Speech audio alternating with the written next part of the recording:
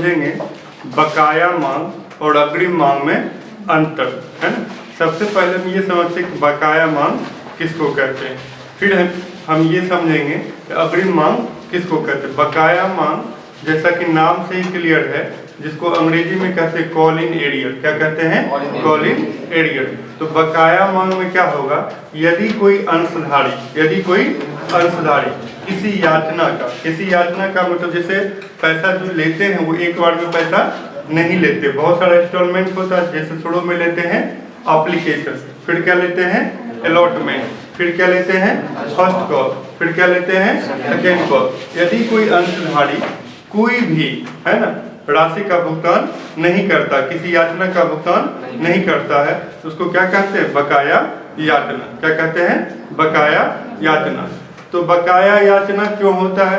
क्योंकि व्यक्ति जब शेयर परचेज करता है, जब वो एप्लीकेशन का पैसा जमा कर देता है, तो उसी समय उसका शेयर क्या हो गया? परचेज हो जाता है।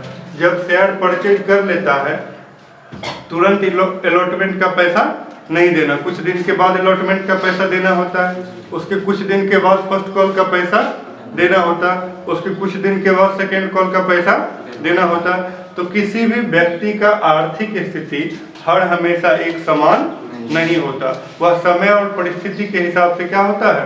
बदलते रहता है। तो समय और परिस्थिति के हिसाब से व्यक्ति की आर्थिक स्थिति बदलते रहती है। तो जब कोई अंशधारी, है ना, जब उसकी आर्थिक स्थिति हो सकता है कि एप्लीकेशन का पैसा दिया, अलॉटमेंट का पैसा दिया, और फर्स्ट कॉल का टाइम जब आया या सेकेंड कॉल का जब टाइम आया, तो उसके घर में कुछ दुर्घटना हो गया, उसके व्यवसाय में लॉस हो गया, है ना। तो इस तरह की परिस्थिति व्यवसाय में आते रहती है, या उसके घर में कोई बीमार हो गया, तो किसी कारण से अभी वो पैसा देने में सक्षम नहीं है। तो यदि कोई अंशधारी किसी भी याचना जैसे फर्स्ट कॉल हो गया, सेकेंड कॉल हो गया, अलॉटमेंट हो गया, किसी का भी पैसा देने में यदि वो सक्षम नहीं है, वो पैसा नहीं देता है, तो उसको कहते हैं कॉल इन एरियर। क्या कहते हैं? Call in arrear. मतलब समय पे भुगतान नहीं किया, कंपनी द्वारा मांगा जा रहा है, मांगने के बाद भी वो भुगतान नहीं कर रहा, पेमेंट नहीं कर रहा है, इसको कहा जाता है कॉल इन एरियर। क्या कहा जाता है? कॉल इन एरियर, बकाया मांग। क्या कहा जाता है? बकाया मांग। इसका ठीक उल्टा है अग्रिम मांग। इसका ठीक उल्टा क्या है? अग्रिम मांग, call in advance. Call in advance क्या होता है? कॉल इन एडवांस हुआ कि मांगने से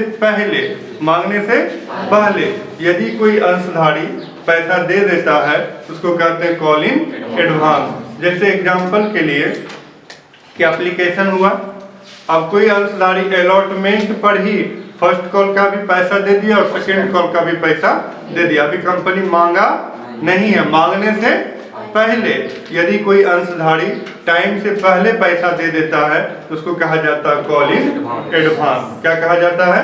कॉल इन एडवांस, जिसको कहते हैं अग्रिम। क्या कहते हैं? अग्रिम। एडवांस पहले दे दिया, है ना, तो पहले दे दिया, इसी को कहते हैं अग्रिम मांग, कॉल इन एडवांस। जैसे क्लास में भी कुछ विद्यार्थी होते हैं, महीना लग जाता तो भी फीस नहीं देता है, तो महीना लग गया, टीचर के द्वारा मांगा जा रहा, फिर भी दिया नहीं गया, तो क्या हो गया? Call in arrear. क्योंकि टाइम हो गया फिर भी पेमेंट नहीं दिया गया, तो कॉल इन एरियर हो गया। कोई ऐसा भी होता है कि साल भर का पहले ही दे देता है, तो जो पहले ही दे दिया वो क्या हो गया? कॉल इन एडवांस हो गया। तो अभी हम लोग सीखेंगे बकाया मांग और अग्रिम मांग में अंतर स्पष्ट करें। तो बकाया मांग और अग्रिम मांग में निम्नलिखित अंतर है। बकाया मांग और अग्रिम मांग में निम्नलिखित अंतर है। पहला है, यदि कोई अंशधारी मांगने से पूर्व मतलब पहले, यदि कोई अंशधारी मांगने से पहले राशि का भुगतान यदि कोई अंशधारी मतलब किसी भी मांग पर भुगतान नहीं करता है, यदि कोई अंशधारी किसी भी मांग पर भुगतान नहीं करता है, उसको कहते हैं बकाया मांग। और अग्रिम मांग किसको कहते हैं? यदि कोई अंशधारी मांगने से पहले पूर्व राशि का भुगतान कर देता है, तो उसको क्या कहते हैं? अग्रिम मांग कहते हैं। तो पहला अंतर हो गया कि यदि कोई अंशधारी किसी याचना पर भुगतान नहीं करता है, तो उसे हम बकाया मांग कहते हैं। यदि कोई अंशधारी मांगने से पूर्व राशि का भुगतान कर देता है, तो उसे हम अग्रिम मांग कहते हैं। बकाया मांग की राशि अंशधारियों द्वारा कंपनी को देय होती है। बकाया मांग की राशि, यदि कोई अंशधारी पैसा नहीं दिया है तो पैसा नहीं दिया है तो उस अंशधारी को पैसा देना है। वो अंशधारी किसको पैसा देगा?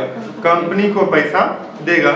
इसीलिए कहा गया बकाया मांग की राशि अंशधारियों द्वारा कंपनी को देय होती है, क्योंकि अंशधारी पैसा नहीं दिया, इसीलिए कहा कि बकाया मांग की राशि अंशधारियों द्वारा कंपनी को देय होती है। और अग्रिम मांग की राशि कंपनी पहले ले लिया है, तो अग्रिम मांग की राशि कंपनी द्वारा अंशधारियों को देय होती है। अग्रिम मांग की राशि कंपनी द्वारा अंशधारियों को देय होती है। तो दूसरा अंतर क्या बताए? बकाया मांग की राशि अंशधारियों द्वारा कंपनी को देय होती है और अग्रिम मांग की राशि कंपनी द्वारा अंशधारियों को देय होती है। तो दो अंतर समझ गए। तीसरा, बकाया मांग की राशि के लिए अलग से खाता खोलना अनिवार्य नहीं है। बकाया मांग की राशि के लिए अलग से अकाउंट रखना कोई जरूरी नहीं है, लेकिन अग्रिम मांग की राशि के लिए अलग से खाता रखना क्या है? जरूरी है, आवश्यक है। तो तीन अंतर बताए। पहला बताया कि बकाया मांग, यदि कोई अंशधारी किसी याचना पर भुगतान नहीं करता है तो उसे हम बकाया मांग कहते हैं। यदि कोई अंशधारी मांगने से पूर्व पहले राशि का भुगतान कर देता है उसे हम अग्रिम मांग कहते हैं। दूसरा बताए कि बकाया मांग अंशधारी द्वारा कंपनी को देय होती है, अग्रिम मांग कंपनी द्वारा अंशधारी को देय होती है। तीसरा बताए बकाया मांग की राशि के लिए अलग से खाता रखना आवश्यक नहीं है। बकाया मांग की राशि के लिए अलग से खाता रखना आवश्यक नहीं है, अग्रिम मांग की राशि के लिए अलग से खाता रखना आवश्यक है। तीन बात हो गया। चौथा, बकाया मांग की राशि को चिट्ठा में नहीं दिखाया जाता है। बकाया मांग की राशि को बैलेंस शीट में नहीं दिखाया जाता। चिट्ठा मतलब बैलेंस शीट। बकाया मांग की राशि को चिट्ठा में नहीं दिखाया जाता है, जबकि अग्रिम मांग की राशि को कॉल इन एडवांस को बैलेंस शीट के कौन साइड में दिखाया जाता है? लायबिलिटी साइड में दिखाया जाता है, दायित्व पक्ष में दिखाया जाता है। चौथा क्या बोले? चौथा ये बोले कि बकाया मांग की राशि को बैलेंस शीट में नहीं दिखाया जाता है और अग्रिम मांग कॉल इन एडवांस को बैलेंस शीट के लायबिलिटी साइड में दिखाया जाता है। 4 नंबर बात हो गया। और 5 नंबर बात है कि यदि बकाया मांग के लिए यदि कोई नियम नहीं है, अंतर नियम नहीं है, तो ऐसे स्थिति में टेबल F के अनुसार 10% की दर से बकाया मांग पर क्या लगाया जाएगा? ब्याज लगाया जाएगा, ब्याज चार्ज किया जाएगा। यदि कोई अंशधारी पैसा नहीं दिया है तो उस पर 10% क्या लगाया जाएगा? इंटरेस्ट लगाया जाएगा, ब्याज लगाया जाएगा।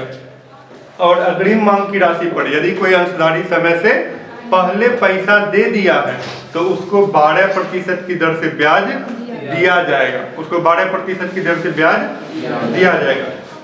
यदि कोई अंशधारी पैसा नहीं दिया है तो उससे 10% ब्याज लेगा कौन? कंपनी। और यदि कोई अंशधारी समय से पहले पूरा पैसा दे दिया है तो उसको कंपनी ब्याज देगा। कितना प्रतिशत ब्याज देगा? 12%। कौन स्थिति में? जब कंपनी अंतर नियम नहीं बनाएगा तो उस स्थिति में टेबल F के अनुसार, किसके अनुसार? टेबल F के अनुसार। तो अभी हम आपको 5 अंतर बताए। पहला बताए कि बकाया मांग यदि कोई अंशधारी किसी याचना पर भुगतान नहीं करते हैं उसे हम बकाया मांग कहते हैं। यदि कोई अंशधारी मांगने से पहले राशि का भुगतान कर देते हैं उसे हम अग्रिम मांग कहते हैं। अब दूसरा बताए बकाया मांग की राशि अंशधारी द्वारा कंपनी को देय होती है और अग्रिम मांग की राशि कंपनी द्वारा अंशधारियों को देय होती है। तीसरा बताए बकाया मांग की राशि के लिए अलग से खाता रखना आवश्यक नहीं है, लेकिन अग्रिम मांग की राशि के लिए अलग से खाता रखना आवश्यक है। और चौथा बताए बकाया मांग को चिट्ठा में नहीं दिखाया जाता है, जबकि अग्रिम मांग को चिट्ठा में अलग से दायित्व पक्ष में दिखाया जाता है, लायबिलिटी साइड में दिखाया जाता है। और पांचवा बताए बकाया मांग के लिए यदि कोई अंतर नियम नहीं है तो टेबल F के अनुसार 10% की दर से ब्याज लगाया जाएगा। 10% की दर से ब्याज लगाया जाएगा। और यदि कोई अंतर नियम तैयार नहीं है, अंतर नियम में कोई नियम नहीं है अग्रिम मांग के लिए, तो अग्रिम मांग पर 12% की दर से ब्याज दिया जाएगा। 12% की दर से ब्याज दिया जाएगा। तो हम लोग सीखे अभी बकाया मांग और अग्रिम मांग में अंतर स्पष्ट करें। ये क्वेश्चन भी एग्जाम में बार बार पूछा जाता है, इसको आप लोग लिख लीजिएगा और ध्यान से देख लीजिएगा, है ना।